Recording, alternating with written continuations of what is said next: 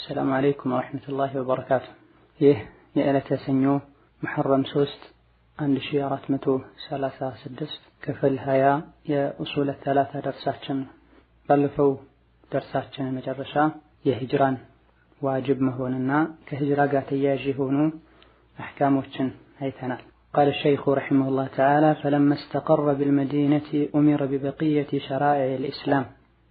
نبي محمد صلى الله عليه وسلم كمكة ودا مدينة تسدوا مدينة كارفوا بهلا أمر تعززوا ببقية شرائع الإسلام كتوحيدنا كصلاة وجي يالو أحكاموتنا يدين حققاتن تعززوا مثل الزكاة والصوم والحج والجهاد. لمثالين زكاة يتعززوت ودا مدينة كهيدوا بهلا نو، صوم يتعززوت ወደ መዲና ከሄዱ በኋላ ነው። ሐጅ የታዘዙት ግዴታ የሆነው ወደ መዲና ከሄዱ በኋላ ነው። ጂሃድ ግዴታ የሆነው ወደ መዲና ከሄዱ በኋላ ነው። ወሃከዛ ነብዩ ሰለላሁ ዐለይሂ ወሰለም መካ ህይወታቸው ላይ 10 ዓመት ድረስ ከተውሂድ ውጪ ሌላ ነገር አልታዘዙም ነበር። ወደ አላህ ብቸኝነት ነበር የሚጠሩት።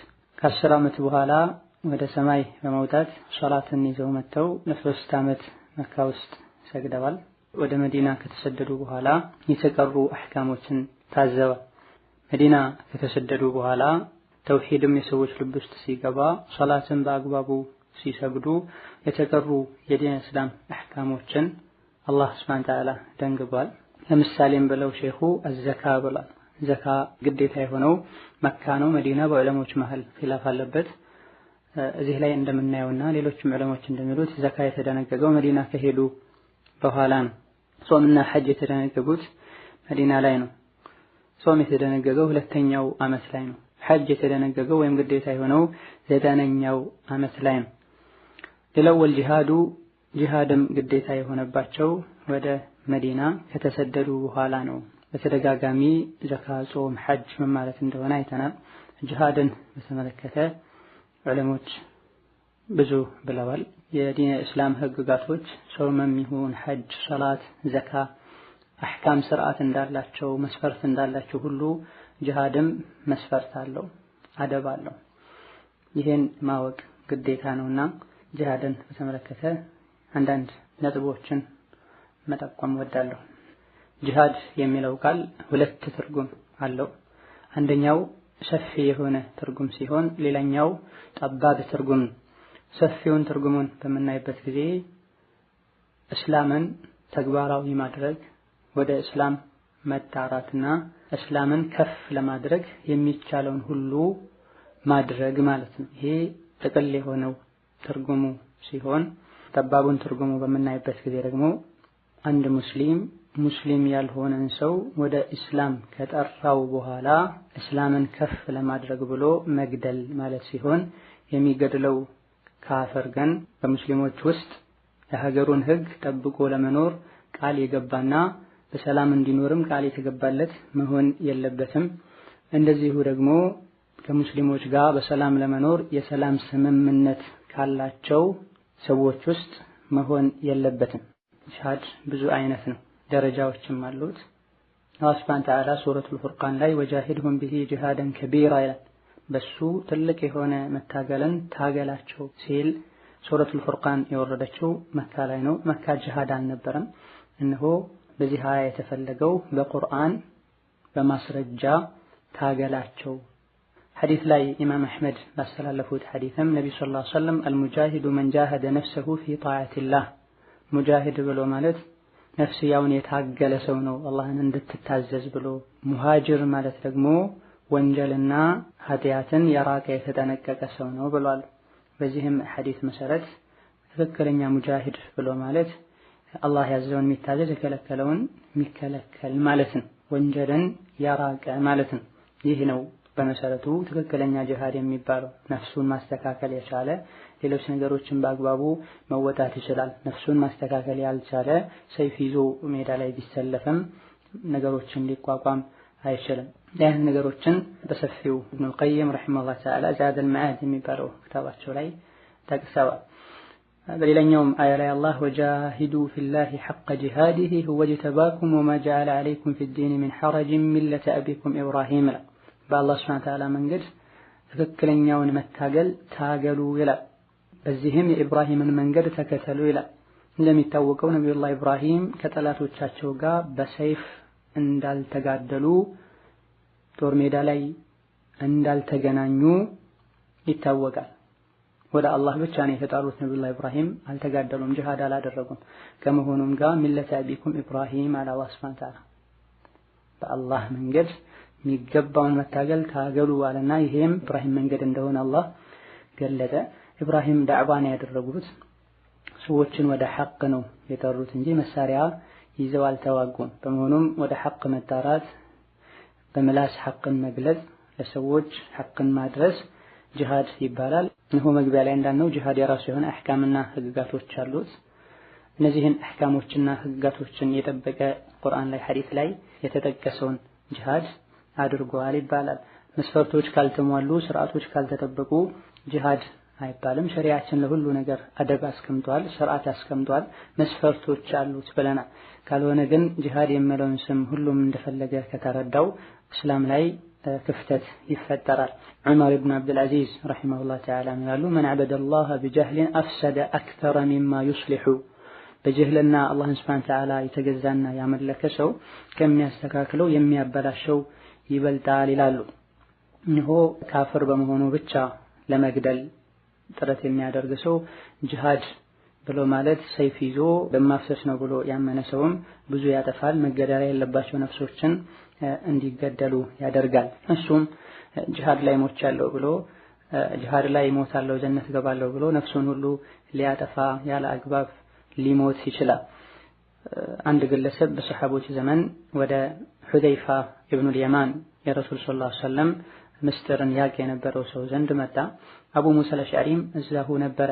ሰውየው አረአይተ ረጁለን ضرب بسيفه غضبا لله حتى قتل፣ እንደው ምን ትላለህ አንድ ሰው ለአላህ ብሎ ተቆጥቶ በሰይፉ ተጋደለ እስኪሞት ድረስ في الجنة أم في النار፣ እሱ የጀነት ነው የጀሃነም ብሎ ጠየቀ። አቡ ሙሳ አልአሽዓሪ የጀነት ነው አለው። ሁዘይፈት ኢብኑል የማን ረዲየላሁ ዐንሁ ሰውየው ምን እንዳለ በደንብ ስማው፣ መልስህንም በደንብ አስረዳው አለው። አቡ ሙሳ በድጋሜ ከይፈ ቁልተ፣ እንዴት ነው ያልከው እስኪ ድገመው ጥያቄህን አሉት። የቅድሙን ነገራቸው። አንድ ሰው ለአላህ ብሎ ተቆጥቶ በሰይፉ ተጋደለ እስኪሞት ድረስ የጀነት ነው የጀሃነም ብሎ ጠየቀው። የጀነት ነው አለው።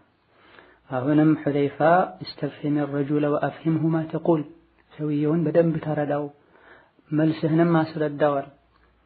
አቡ ሙሳ ሱብሃንአላህ በማለት ምንድነው ያልከው ጥያቄህን ደገመው አሉት። ሶስት ይሄን ከደጋገሙ በኋላ ሁዘይፋ ምን አሉ?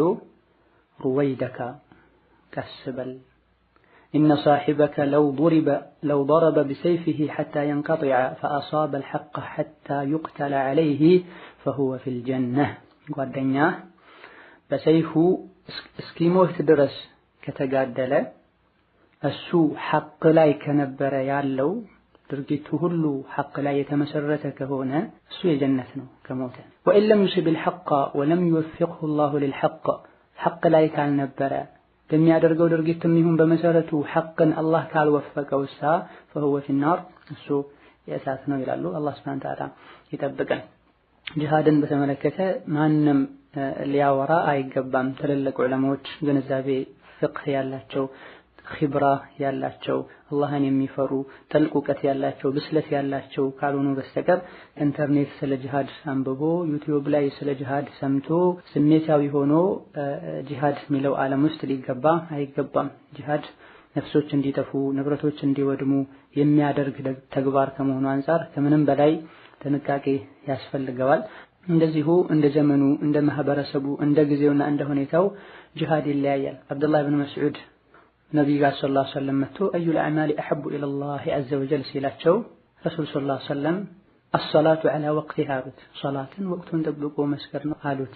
ከዛስ ሲላቸው ለወላጆች በጎ መሆን ነው አሉት። ከዛስ ሲላቸው በአላህ መንገድ መታገል አሉት። ነብዩ ሰለላሁ ዐለይሂ ወሰለም አብዱላህ ኢብኑ መስዑድ ሲጠይቃቸው ከጂሃድ ይልቅ ሶላትን በወቅቱ መስገድ ወላጆችን መንከባከብ እንደሆነ ጠቅሰውለታል። እነሆ ከአብደላህ ብን መስዑድ ሁኔታ አንፃር ከጠያቂው አንፃር ማለት ነው።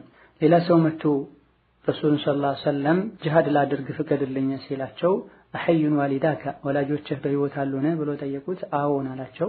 ፈፊሂማ ፈጃሂድ እነሱን በመንከባከብ ጂሃድ አድርግ በማለት መለሱለት። ያኒ ወላጆችን መንከባከብ ከጂሃድ አስቀደሙ እሱ ዘንድ ማለት ነው።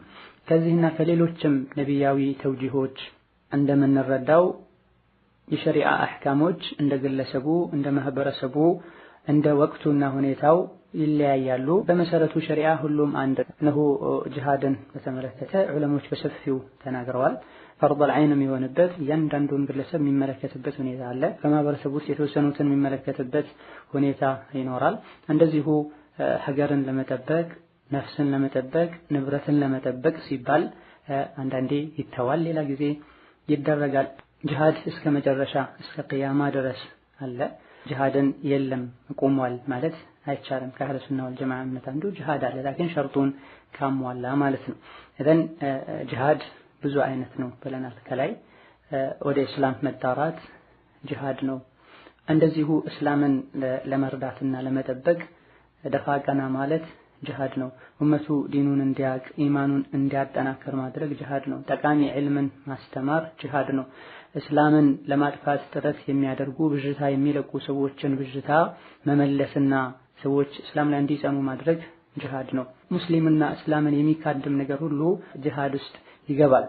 በዚህም ጂሃድ ትልቅ ወደ አላህ ከሚያቃርቡ ዒባዳዎች መሃል እንደሆነ እናውቃለን። ነቢ ሰለላሁ ዐለይሂ ወሰለም አዘዋል፣ አላህ ሱብሓነሁ ወተዓላ አዘዋል። እነሆ በጂሃድ እስላም ይጠበቃል፣ ሙስሊሞች ይጠበቃሉ። አብዛኞቹ ዒባዳዎችም በአግባቡ እንዲተገበሩ ጂሃድ ሰበብ ሊሆን ይችላል። እነሆ ጂሃድ ሸርጦች አሉት፣ ስርዓቶች አሉት ብለናል። በአጭሩ እነዚህ ሸርጦችን በምናይበት ጊዜ በመጀመሪያው ኢኽላስ መኖር አለበት።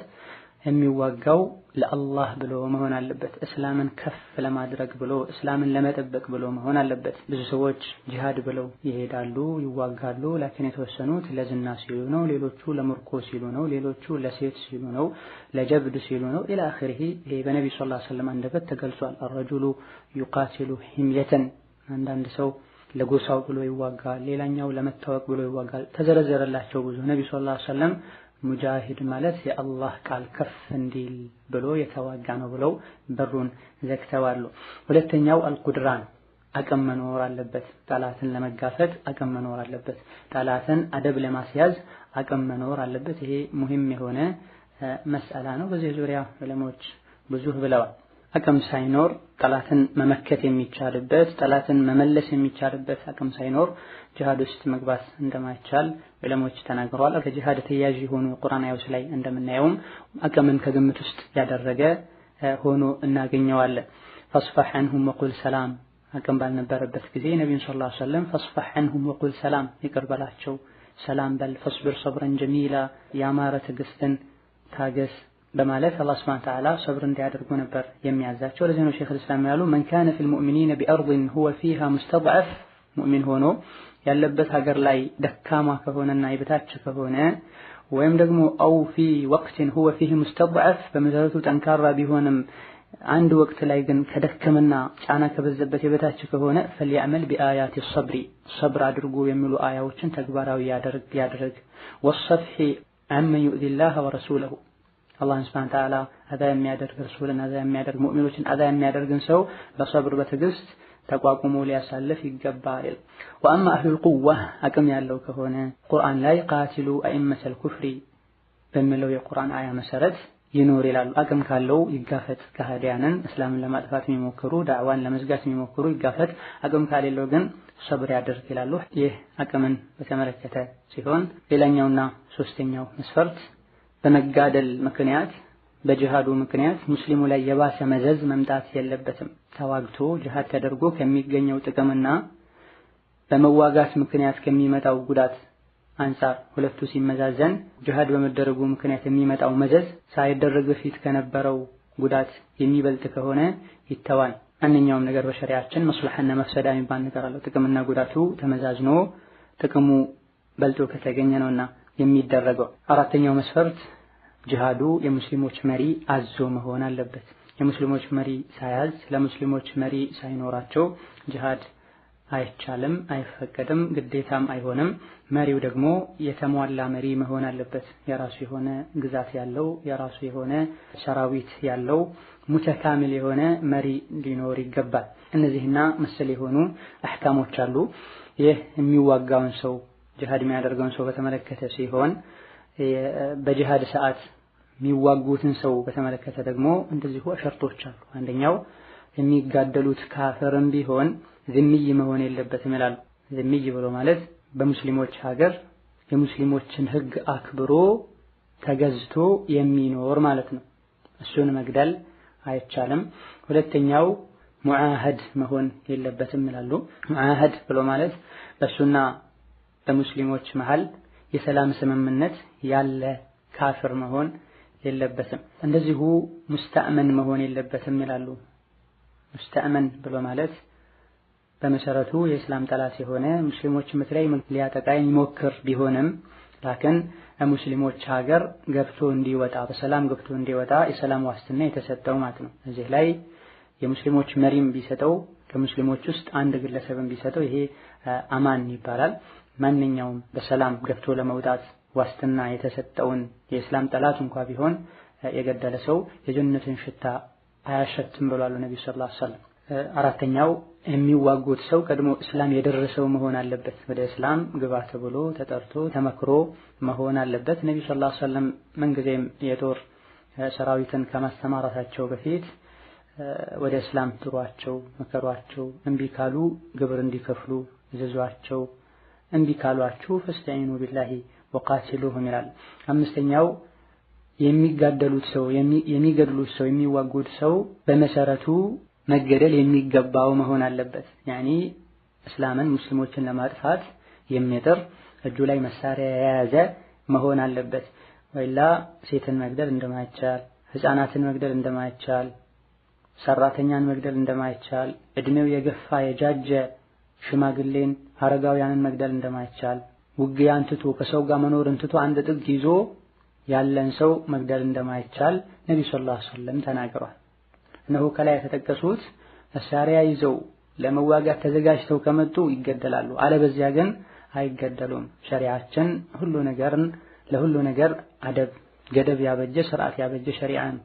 እነሆ ብዙ ጊዜ ጂሃድ እየተባለ አንድ ባስ ውስጥ ቦምብ ተጥሎ ውስጡ ላይ ያሉ እድሜያቸው የገፉ ህፃናት፣ ሴቶች ሲገደሉ ይታያል። ፎቅ ላይ የቦምብ የተጣለ እየፈነዳ እዛ ውስጥ ያለው ሁሉ ሲገደል ይታያል። ይሄ ጂሃድ በአላህ መንገድ ሳይሆን ፊ ሰቢል ነፍስ ነው። በራሱ በስሜቱ መሰረት የሚያደርጉት ጂሃድ እንለዋለን። እንዲህ አይነት ጂሃድ እስላም አያውቅም። ሌላው ጂሃዱ በሙስሊሞችና በካፈሮች መሃል የሚደረገው ጂሃድ ሁለቱም አውቀው መሆን አለበት። በድብቅ በማፈንዳት ተደብቆ በመግደል አጥፍቶ በመጥፋት መሆን የለበትም። ሁለቱም ዘንድ ታውጆ በይፋ በሜዳ ሊሆን ይገባዋል ነው። መሰል የሆኑ የጂሃድ አህካሞች አሉ። ሐቂቃ በዚህ ዙሪያ ዑለሞች ካሉት ጥቂቱን ለማለት ሞክሬያለሁ እንጂ ራሱን የቻለ ብዙ ዳሰሳ የሚያስፈልገው ጉዳይ ነው።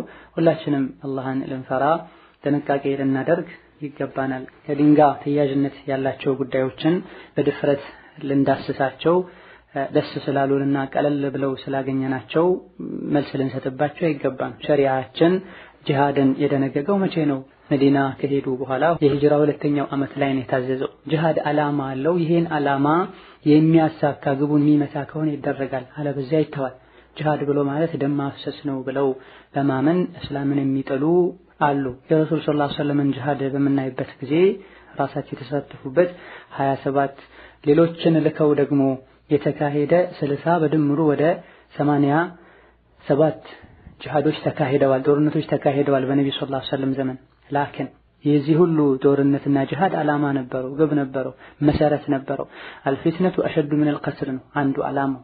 ኩፍርና ሽርክ በደል በአላህ ማጋራት ከግድያ ይበልጣል የሚል ነው። ሌላኛው ሙስሊሞችን አዛ ያደረጉ ሰዎችን ሙስሊሞችን የሚያጠፉ ሙስሊሞችን የገደሉ ሰዎችን ለመበቀል ነው ረሱል ሰለላሁ ዐለይሂ ወሰለም ጂሃድ ሲያደርጉ የነበረው። በዚህ ሁሉ ጂሃዳቸው ረሱል ሰለላሁ ዐለይሂ ወሰለም ባደረጉት በሰሐቦች መሪነት ባስደረጉት ጂሃድ ውጊያ በድምሩ የሞቱ ሰዎች 1018 ሰው ብቻ ነው የሞተው። በድምሩ 1018 ሰው ብቻ ነው የሞተው። ይህ በታሪክ ጦርነት ተካሂዶ ከሞቱ ሰዎች ውስጥ ዝቅተኛ የሚባለው ቁጥር ይሄ ነው። ውጊያን ጦርነትን ከስምና ጋር ብቻ ያያይዙታል። በተለያዩ ምክንያቶች ጦርነት ይካሄዳል።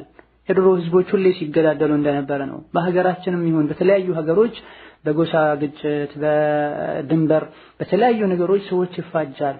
እስላም ጋር ሲመጣ ግን ሰዎች ሌላ አመለካከት ይኖራቸዋል። በእርግጥ እስላም ውስጥ ያለውን ጂሃድ ምንነቱን ያላወቁ ሙስሊሞች ጂሃድን ስም ማቁሸሻቸውና በጂሃድ ስም ብዙ ጥፋት ማጥፋታቸው ይሄን አድርጎ ሊሆን ይችላል። ውጊያ ሁሌም አለ፣ በተለያዩ ምክንያቶች ይደረጋል፣ በታሪክ ይታወቃል።